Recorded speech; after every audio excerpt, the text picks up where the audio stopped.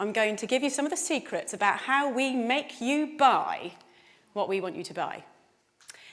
So as a marketer, when I'm first giving you a product, what's my job? Well, my job is to make you want it, to crave it, to need it, to think that it is the best innovation in food since sliced bread. But how do we do it? Well, I'm going to give you a really big example later that I'm going to break right down for you. But let's just start by looking at a few fun little things. So here we have Shreddies, an old favourite, been around for years, very popular in the UK and Canada. Without changing a single little thing about that product, they remarketed them and rebranded them as brand new diamond-shaped Shreddies. Food marketing genius right there.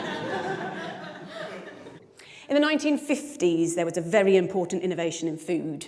The instant mix cake, one of my personal favourites. When they were first brought out, all you needed to do was to add a little bit of water. Who's not going to love that? Well, actually, no one loved it. No one bought the bloody things. So they did a bit of research. And what they found was that the main consumer, the target consumer, the housewife, felt that it was cheating. They didn't want to pass off such an easy thing as their own baking to their partners, their husbands, their families, whatever. So what did the producers have to do? They had to make it harder. So now you had to add water and an egg. And sales exploded.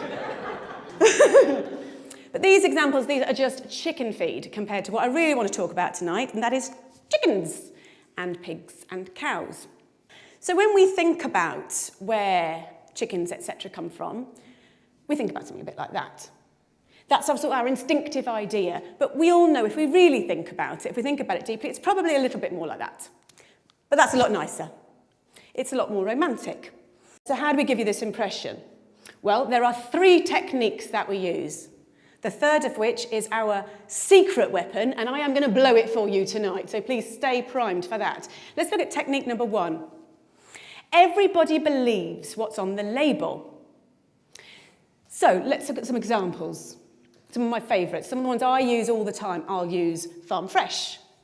I'll use 100% natural. I'll use Butcher's Choice. But what does that really actually mean? Well, truthfully, it doesn't mean very much. If we see that on the label, we feel a bit more confident. But let's have a look at what a farm really looks like. It probably looks like that. Now, this is a concentrated animal feeding operation. I'm going to run that past you again. It's a concentrated animal feeding operation. That's not going to look great on a label. Hence, we use Farm Fresh. Innovation number 2. This is what we use. We focus on progress. Intensive farming was born out of necessity. At the end of the Second World War, resources were extremely tight. Farming had to be by necessity very, very economical. And we've learnt from that, and we've built from that, and we're able to now raise more and more animals in smaller and smaller spaces. So we've got extremely good at it. If we looked at a room of about this size, and this were turned into a chicken barn, it's a 100-seat theatre, how many chickens could we probably fit in this room now? I'm going to say about 4,000. It's pretty impressive, isn't it? It'd probably look a little bit like that. Now, the public aren't going to be massively keen on that idea, and it's my job to make them feel a little bit better about it. So how do I do it? Well, a basic principle of marketing. We use the right choice of words, and by using the right choice of words, we can make the conversation, we can focus the conversation the way we want it to. So we'll use an example like this. When you look at that picture, where is your eye drawn? It's drawn right to the middle of the page, massive letters, we've got strive to optimise. What we're looking at in the picture, in reverse, looks a bit like that, but this looks a lot nicer, because we're looking at strive to optimise. It makes us feel that there's progress. We feel good. So the challenge for the marketers is to make the public feel comfortable at what they're seeing. One of the side effects of intensive farming, of having so many animals in such a small space, unfortunately, is obviously disease, because you put so many animals into a small space, they're going to get sick. It is no secret that 50% of all the antibiotics in the world are used on farmed animals. So how do we make the public feel okay with this? How does that happen? My job. How do I do it? I use the language of innovation. So we're going back to our old friends at porkcares.org. And what they do is they say, as farming has become more efficient, veterinarians have incorporated new technologies and methods into practice. This makes us feel good. This is positive. Yeah? This is progress. And when we're then marketing to future consumers, we would perhaps use something like this.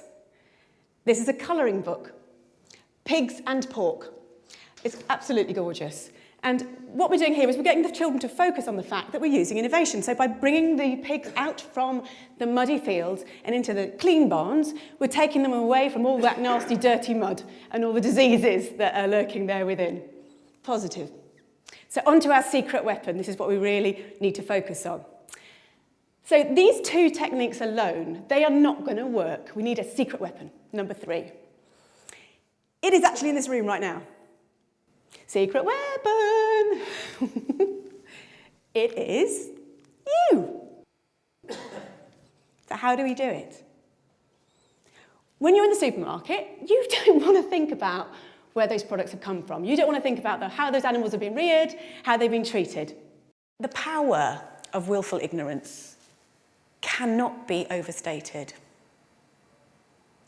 This is systemised cruelty on a massive scale, and we only get away with it because everyone is prepared to look the other way.